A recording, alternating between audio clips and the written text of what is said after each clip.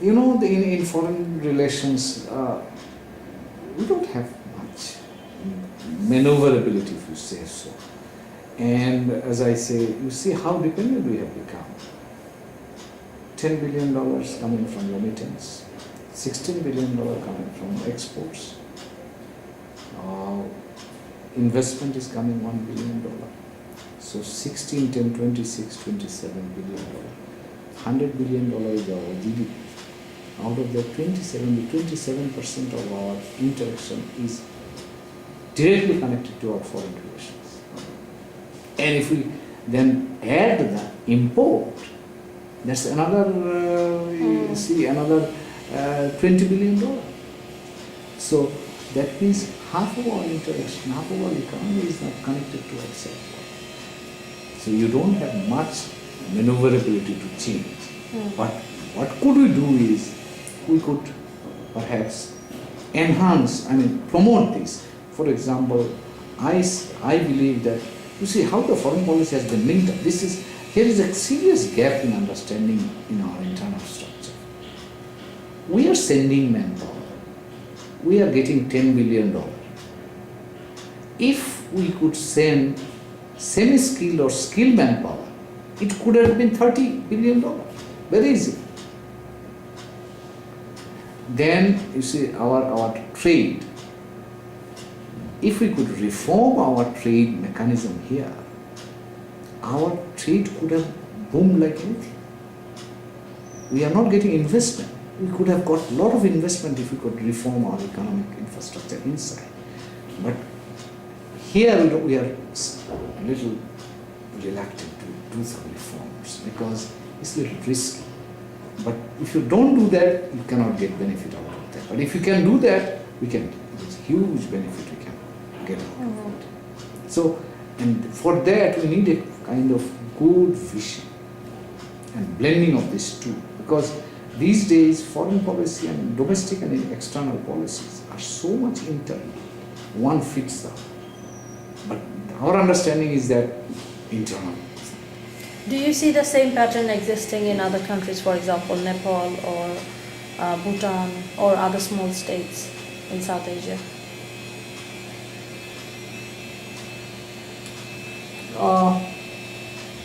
Yeah, Nepal is changing. Nepal diplomatic machinery was much less effective. Now they are changing, they are gearing more. Let me give you an example. Nepal is a country of 25 million.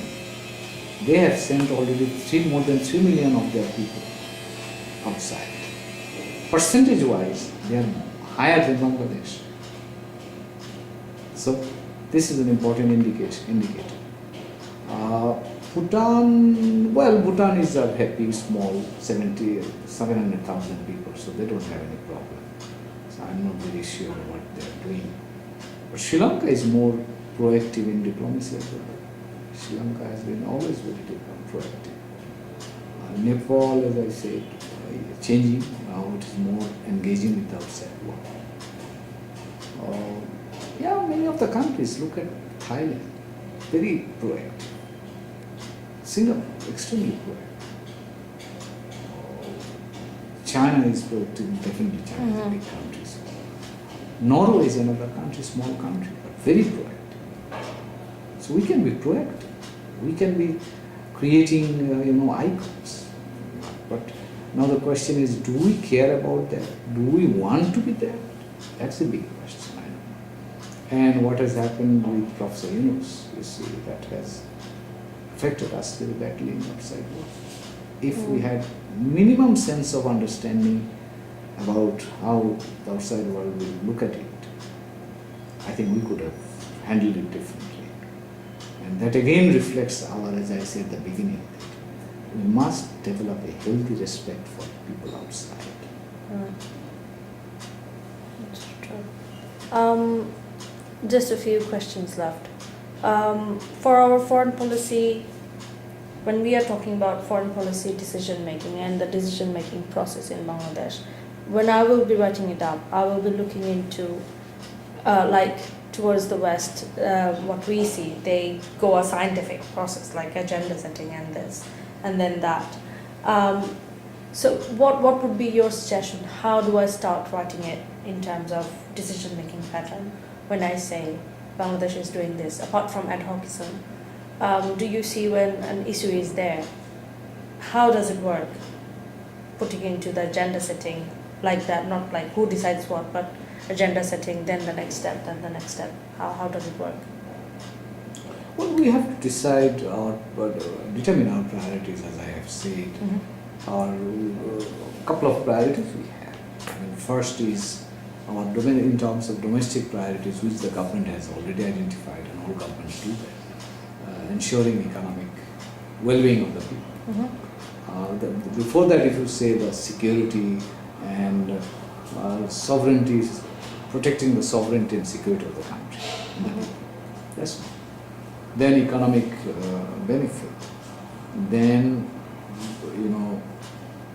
basically for us it is important maintaining the inclusive democratic governance structure.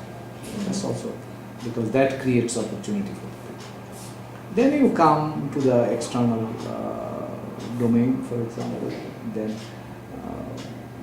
as I said, our focus should always be the neighboring countries, because neighboring countries not because they are neighboring, because they are also the economic giants. China and India are growing at it. China, India, and Southeast Asia, all three powers are growing now. So it is for our own economic interest that we should remain closely engaged with them to maximize our benefit from the interactions, and also in securing the security of the country, for example, physical security, for example. That should be priority number one. And then comes in what we want. We want, as I said, a stronger multilateral, open and inclusive multilateral environment, so that we can raise our voice on issues of global importance. Right. We had a policy of looking towards the east. It has long been sort of policy, the only policy we could find that look east. So again, it has not worked. That's what I'm trying to say. It has not worked. It has, for the last 10 years we have been trying. It has not worked. It has not worked because it will only work if we can build up a reasonable, amount of trust and credibility. For example, I'm giving give you an example just for your understanding. Myanmar, take the case of Myanmar. That's the gateway to low-caste policy. Somehow we have not been able to find a good synchronization of our relationship with Myanmar. So if you can't do that, for example, we have been offering money to Myanmar to build up a road. Myanmar didn't respond. 10 years ago. Why? Because we think we can build up a road and we then connect to China. But Myanmar has a different concern. What is that concern? Concern is about the Rohingyas, their Arakan base, that is their softer or weaker part of security issue. Have we given them an offer, for example, that we will do something to ensure that this area is not problematic? We have not, perhaps. I'm not sure. So first you have to address their concern. And then you can say, I'm giving you my word that I'll address your concern. Now you tell me what you can do. Only then you can build up the relationship. Mere formalism these days do not work. And that is one lesson that we can take from here. That low-caste policy we started in 2001. Till today, low-caste policy has not been successful. Why? So there is a serious need for policy evaluation also. Whether the policy has been effective or not. If not, why not? What are the lessons learned? And how we can find an alternative. So do we not have any sort of policy evaluation? None. No evaluation. Honestly, no evaluation.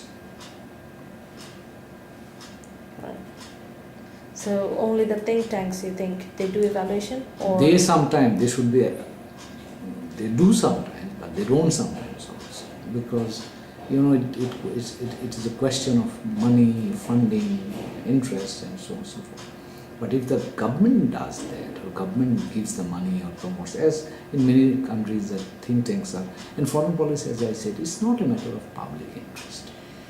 It needs different kind of mental finesse to understand. And government should promote these kind of things. Give the assignment or a kind of you review the policy and then give us a payment. And the Americans regularly do that. Many countries do. Even the Indians support that. But in Bangladesh you don't find government supporting anything. There is only one BIS.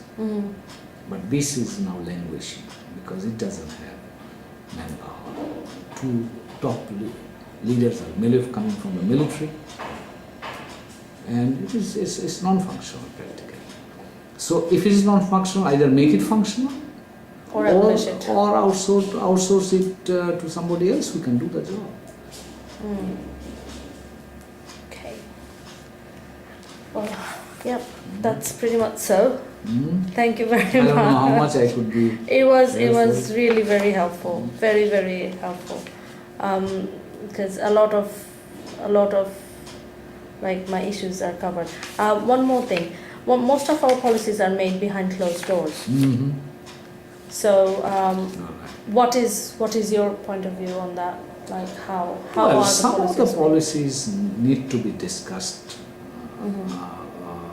Discussed within, I would say, close circle of people who have the expertise and things like that. But in a democratic country, what is important, what we have not done yet, or we don't do it regularly, is that reaching out to the people and explaining the policy to the people, unless there is a crisis.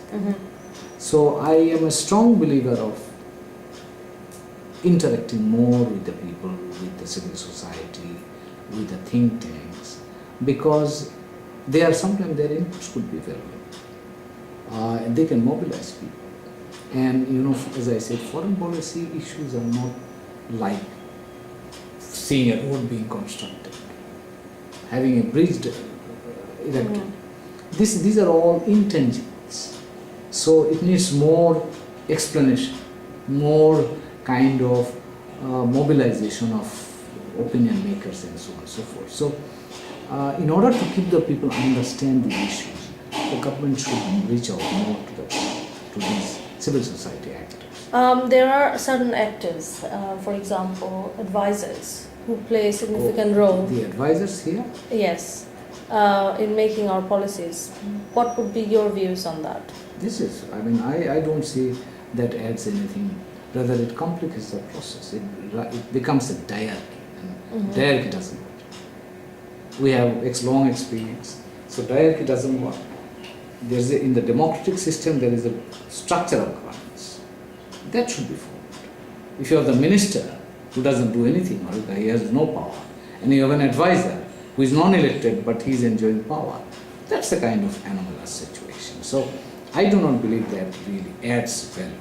What style is this? How do we define this style? This is a Bangladeshi style. During BNP, don't quote me. No. During BNP's time, the BNP government developed one layer underneath the main structure. Aung League has flipped it and put it above. So it's the same Bangladeshi style.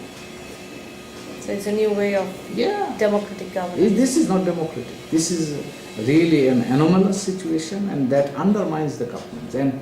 And that reflects the hesitation or lack of understanding in the leadership about the governance priorities. If you want advisors, get them elected. Get them elected and make them why advisors and what role they have. But they can be informal advisory board that could occasionally advise. But these days advisors sit in the cabinet meeting. Yes, they do. So this is definitely. A lot of people raised these questions, but who listens? Well, thank you very much. No, thanks. I appreciate your time. Thank you very much for your time as well. And it will really, really help me a lot. I've Thank got you. a lot of resources. But